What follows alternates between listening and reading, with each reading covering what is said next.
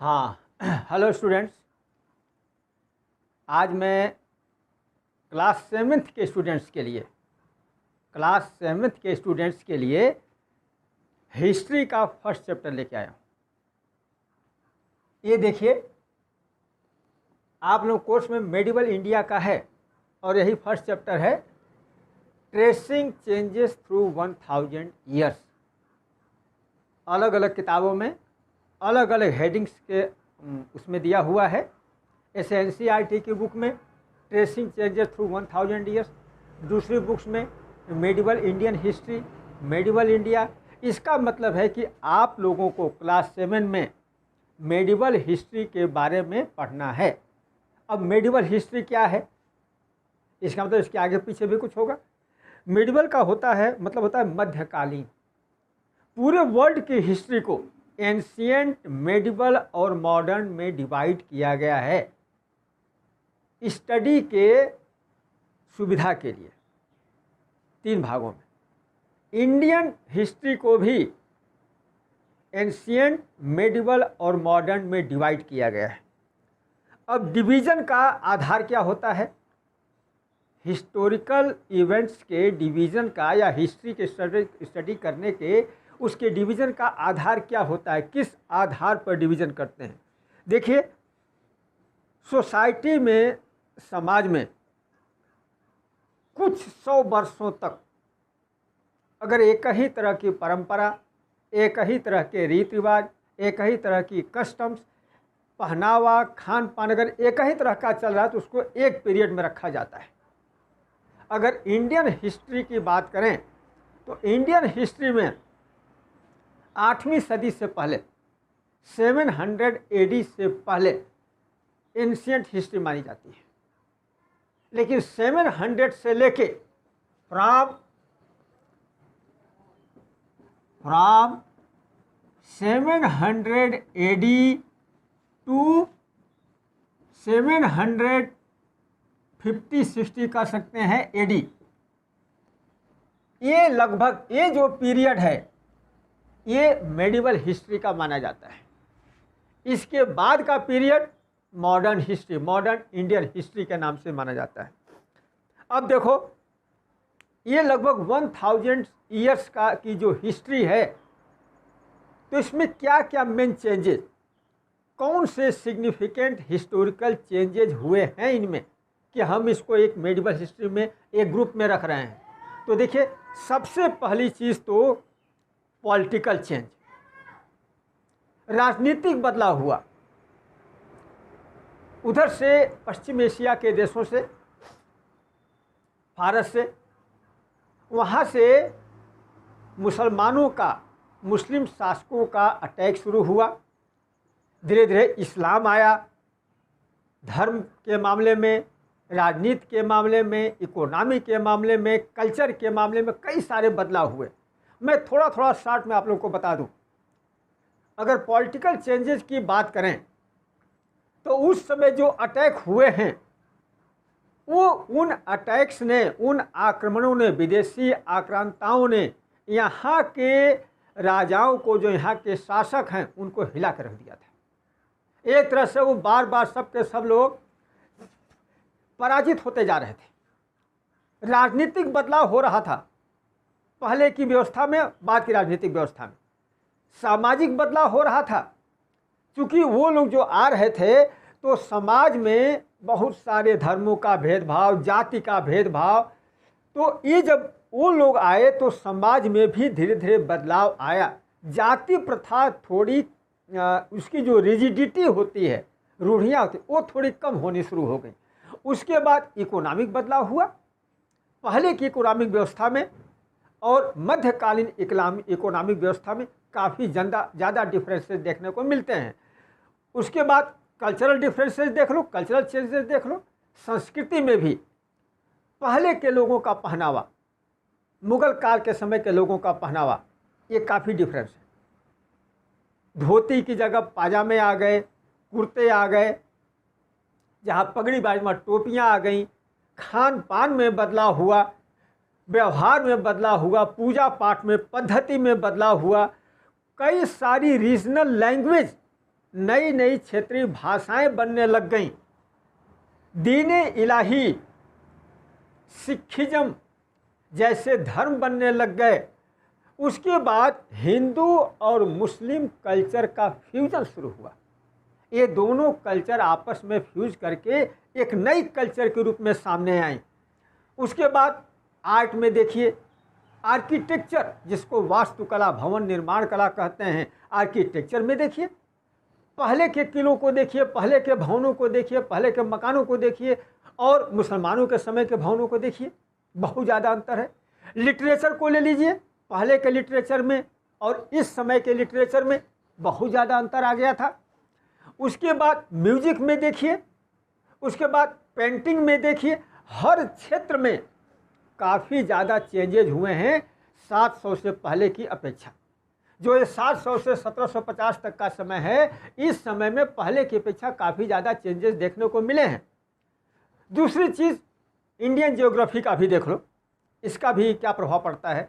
सबसे पहले देखो, कुछ ऐसे ट्रेड सेंटर कह सकते हैं, बंदरगाह या ट्रेड सेंटर भी कह सकते हैं, जैसे सूरत, मछलीपट्टनम, कैम्बे, कोचीन, ये ऐसे सेंटर विकसित हुए जहाँ से इंटरनल और एक्सटर्नल व्यापार या ट्रेड शुरू हुआ।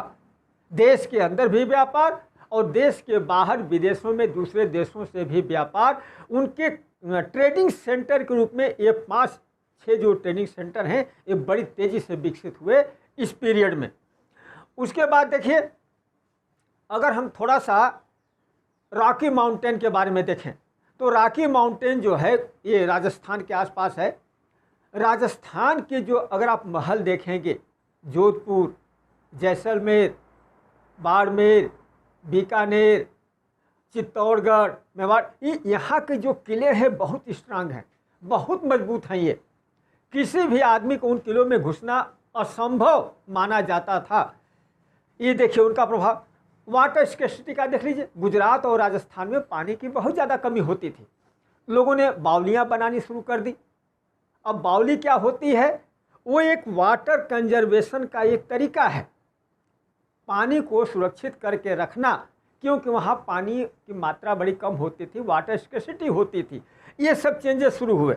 अब इस समय में मुग़लों के आने के बाद, मुग़लों या मुसलमानों का सभी का कह लीजिए, इसमें कई सालों था, डिटेल में बताऊंगा मैं, कई सारे चेंजेज हुए। कुछ मेजर हिस्टोरिकल डेवलपमेंट भी हुए, जैसे मिक्स्ड कल्चर।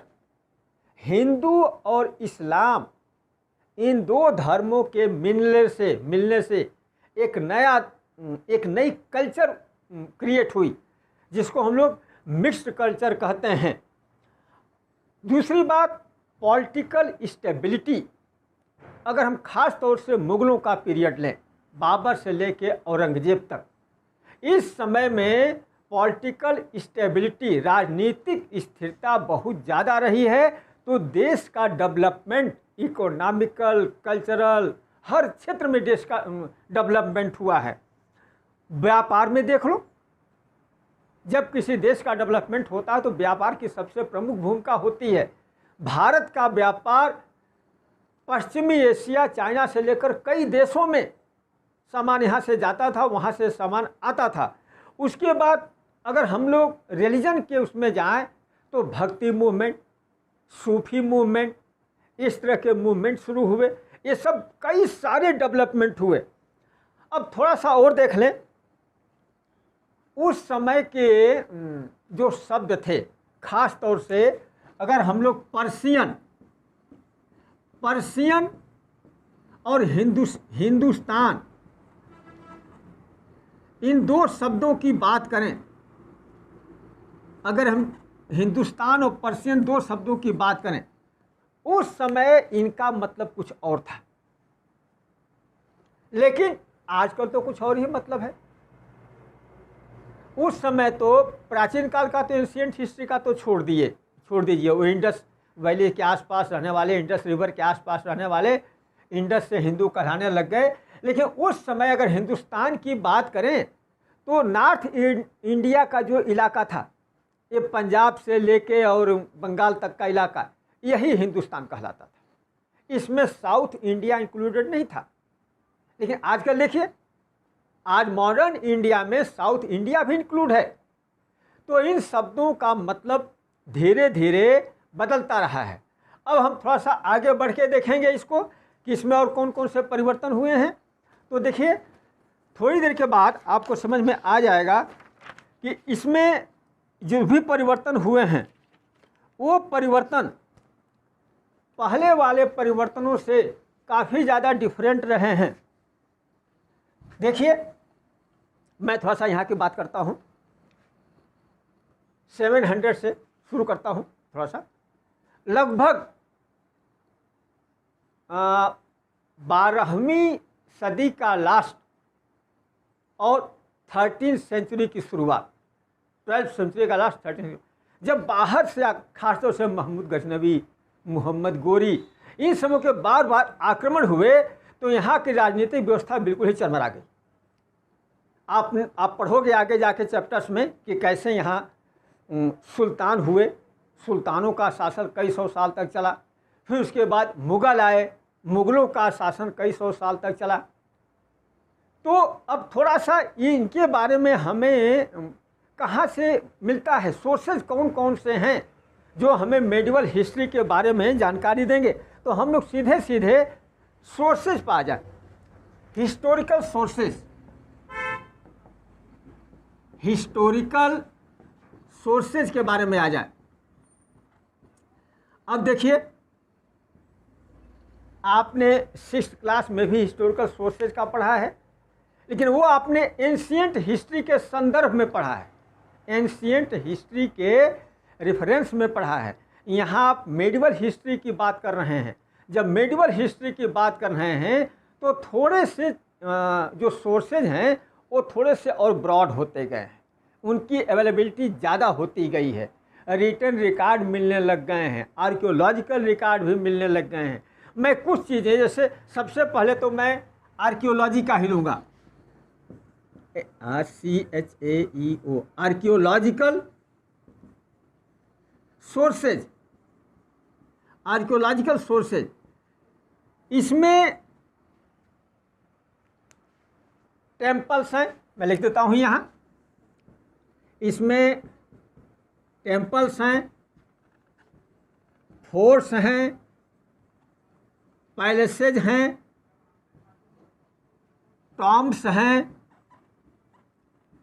मॉस्क हैं, मॉस्क हैं। उसके बाद इसमें क्वाइंस हैं, इंस्क्रिप्शंस हैं, क्वाइंस हैं, इंस्क्रिप्शंस हैं, और इंस्क्रिप्शंस के बाद पेंटिंग्स भी मिलती हैं कई जगह, पेंटिंग्स भी मिलती हैं कई जगह। ये सारी चीज़ें एक तरह से कह सकते हैं कि ये सब के सब आर्कियोलॉजिकल सोर्सेज हैं। अब देखिए, मैं थोड़ा सा इसके बारे में डिटेल बता देता हूँ। हमें मेडिवल हिस्ट्री के बहुत सारे टेम्पल्स मिलेंगे, बहुत सारी मॉस्क मिलेगी जो मुग़लों ने, सुल्तानों ने बनवाई हैं।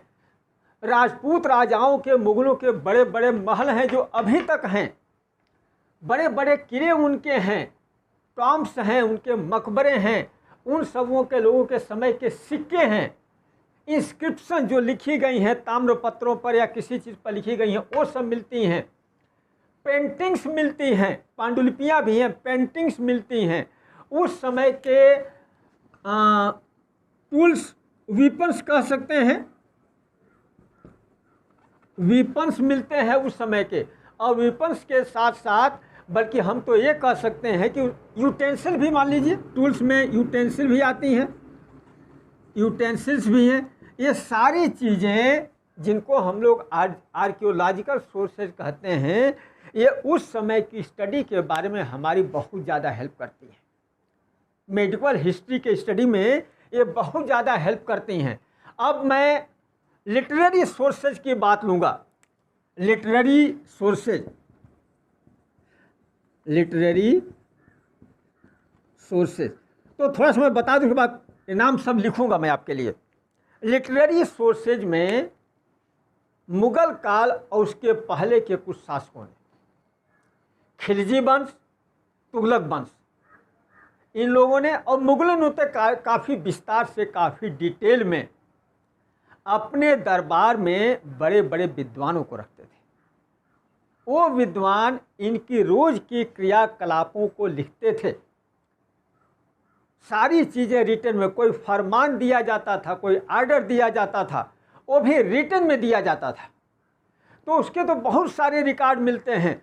बहुत सारे विदेशी यात्री आए हुए हैं जिन्होंने अपने रिकॉर्ड, अपनी बुक्स लिखी हुई हैं। तो ये नाम, चूँकि ये मुग़ल काल का है, मैक्सिमम बुक्स फारसी लैंग्वेज में, पर्शियन लैंग्वेज में लिखी गई हैं, कुछ अरबियन लैंग्वेज में है, लेकिन उनका बाद में ट्रांसलेट करके इंग्लिश वगैरह में, हिंदी में किया गया है।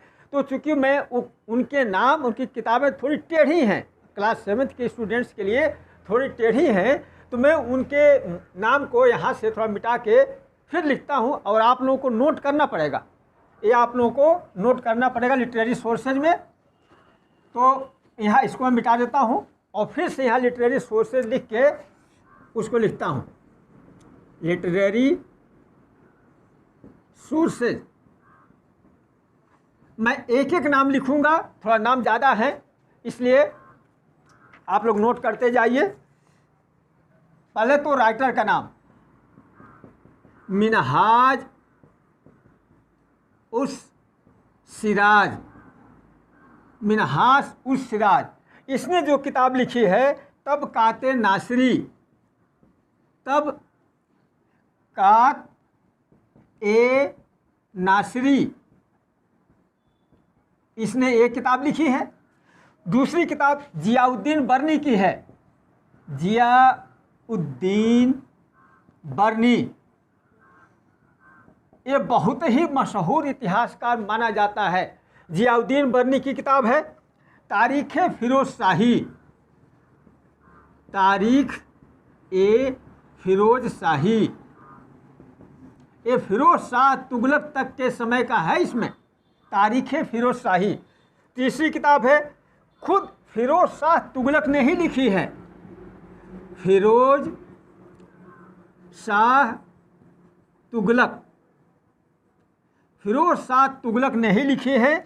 नाम है फुतुहात फ़िरोज़ शाही, FUTU, फुतुहात, आई लिखते हैं पढ़ते ए हैं, फुतुहात फ़िरोज़ शाही, फुतुहात फ़िरोज़ शाही। चौथी चीज़ इसामी की किताब है, इसामी, इसामी ने लिखी थी फुतुहात सलातीन, फुतुहात ए सलातीन। अगली है गुलबदन बेगम ने, गुलबदन बेगम, गुलबदन बेगम ने लिखी है हुमायूं नामा, हुमायूं नामा। गुलबदन बेगम ने हुमायूं नामा लिखी है। उसके बाद अबुल फजल, अबुल FAZL, अबुल फजल जो है अकबर के नवरत्नों में से एक था, अकबर के नवरत्नों में से अबुल फजल एक था। इसने 2 किताबें लिखी हैं, आइन ए अकबरी एंड अकबरनामा, अकबर नामा, ये किताब लिखी है। इसमें अकबर के प्रशासन और सारी चीज़ों का वर्णन है। अगली है बदायूनी, BADAUNI, बदायूनी ने जो किताब लिखी है उसका नाम है मुंतखब उल तवारीख, मुंतखब उल तवारीख, उल तवारीख, मुंतखब उल तवारीख। और अगली किताब कुछ ऑफिशियल बुक्स हैं जो दरबार में लिखी जाती थी, ऑफिशियल। इनमें पादशाहनामा, पादशाहनामा, और आलमगीरनामा, आलमगीरनामा जो औरंगजेब के शुरुआत का वर्णन है, औरंगजेब पे थोड़ा लास्ट समय का वर्णन है। मासिर आलमगीरी, मासिर ए आलमगीरी, ये जो बुक्स हैं औरंगजेब के बारे में है, थोड़ा शुरुआती और लास्ट का भी है, ये ऑफिशियल हैं। उसके बाद काफ़ी खान, काफ़ी खान इन्होंने जो किताब लिखी है मुंतखब उल लुबाब, मुंतखब उल लुबाब, ये किताबें हैं। देखो नीचे नहीं ना आएगा, क्या जाएगा कठोर। मुंतखब उल लुबाब ये किताब है। अच्छा, अब थोड़ा सा मैं बता दूं आप लोगों को, फिर दूसरी किताबें और आगे बताता हूं। देखिए, ये जितनी भी किताबें हैं, मिनहाजुस सिराज, तबकाते नासरी, जियाउद्दीन बर्नी, तारीख़ फिरोज शाही, फिरोज शाह तुगलक द्वारा खुद लिखी हुई फुतहात फिरोज शाही, इसामी द्वारा, इसामी ने लिखी है फुतहात सलातीन, गुलबदन बेगम ने हुमायूंनामा, अबुल फजल ने आईन अकबरी अकबरनामा, बदायूनी ने मुंतखब उल तवारीख, ऑफिशियल पातशाहनामा, आलमगीरनामा और मासिर आलमगीरी, और काफ़ी खान ने लिखा है मुंतखब उल लुबाब। अब देखिए, ये सारी किताबें नहीं हैं। सबसे मशहूर किताब तो बाबर द्वारा लिखी गई बाबरनामा या तुझके बाबरी। बाबर ने अपनी आत्मकथा, ऑटोबायोग्राफी बाबरनामा या इसको तुझके बाबरी भी कहते हैं, तुझुक ए बाबरी, तुझके बाबरी या बाबरनामा, ये उसकी ऑटोबायोग्राफी है। तो ये जहांगीर की भी है, तुझके जहांगीरी। ये कई सारी किताबें हैं और इनसे उस समय की हिस्ट्री के बारे में बहुत ज़्यादा जानकारियाँ मिलती हैं। ये सारे के सारे सोर्सेज हैं। अब मैं कुछ फॉरेन ट्रैवलर्स के बारे में बताता हूँ, इसको मिटा देता हूँ। कुछ फॉरेन ट्रैवलर्स के बारे में बताता हूँ मैं आप लोगों को। ये चीज़ें बड़ी इंपॉर्टेंट हैं, इसलिए आपको लिखवा रहा हूँ, क्योंकि ये नाम अगर जल्दी मिलते नहीं हैं। फॉरेन ट्रैवलर्स जो हमारे लिए सोर्सेज के रूप में है, फॉरेन ट्रैवलर्स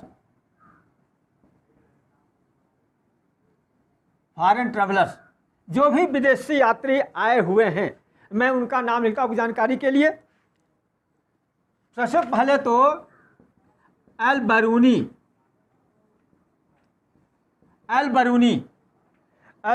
ने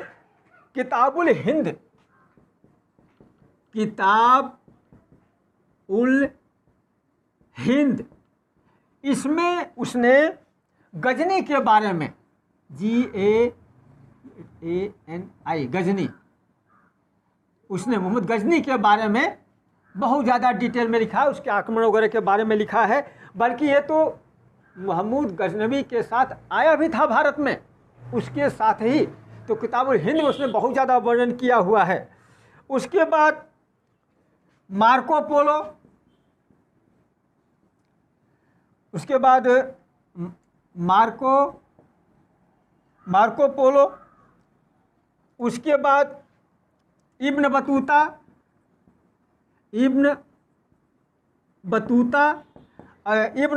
जो है एक मोरक्कन था, मोरक्को का रहने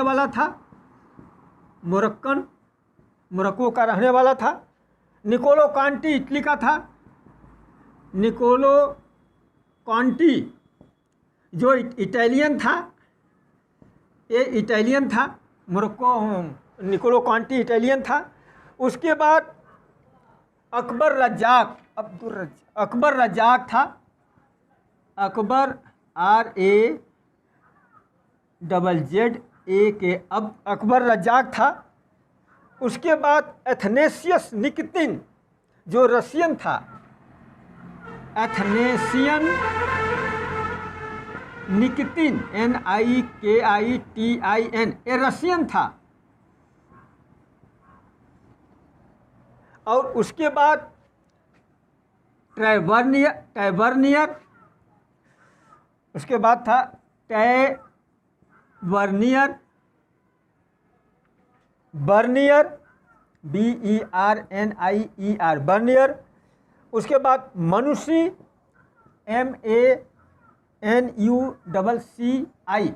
ये देखिए, Al-Biruni, Marco Polo, Ibn Battuta, Nicolo Conti, Akbar Razzaq, Athanasius Nikitin, Tavernier, Bernier और मनुषी, ये जितने भी हैं ये सब के सब विदेशी यात्री हैं जो अलग अलग समय पर इंडिया में विजिट किए। कुछ लोग तो सुल्तानों के समय में, कुछ लोग मुग़लों के समय में, और बल्कि मैं ये कहूँ कि जो विजयनगर साम्राज्य वगैरह है 14वीं सदी के आसपास, 13वीं-14वीं सदी में, वहाँ भी ये लोग आए और वहाँ की सामाजिक व्यवस्था, राजनीतिक व्यवस्था, आर्थिक व्यवस्था, इसके बारे में बड़े विस्तार से लिखा हुआ है। तो हमें मेडिवल हिस्ट्री के बारे में बहुत डिटेल जानकारी मिलती है, बहुत ज़्यादा। जैसे जैसे आपका चैप्टर आगे बढ़ता जाएगा वैसे वैसे आप देखेंगे कि ये जो मैंने सब नाम लिखवाए हैं कैसे सोर्सेज के रूप में हिस्ट्री को जानने के लिए आपकी हेल्प करते हैं। ये इस चैप्टर में इतना है, आप लोगों को कुछ नाम याद कर लेना पड़ेगा इनके, क्योंकि नाम थोड़ा मुग़लों के, सुल्तानों के समय में हैं, पर्शियन, पारसी नाम है सब, पर्शियन सब लैंग्वेज में है सब, तो ऐसा याद करना पड़ेगा। इस वीडियो को आप लोग बड़े ध्यान से 2-3-4 बार सुनिएगा, फिर किताब पढ़िएगा, चाहे पास कोई भी किताब हो, तो आपको पूरी जानकारी मेडिवल हिस्ट्री के बारे में मिल जाएगी इस वीडियो से। पढ़ने के बाद, वीडियो वॉच करने के बाद शेयर और सब्सक्राइब जरूर कीजिएगा। Thank you everybody.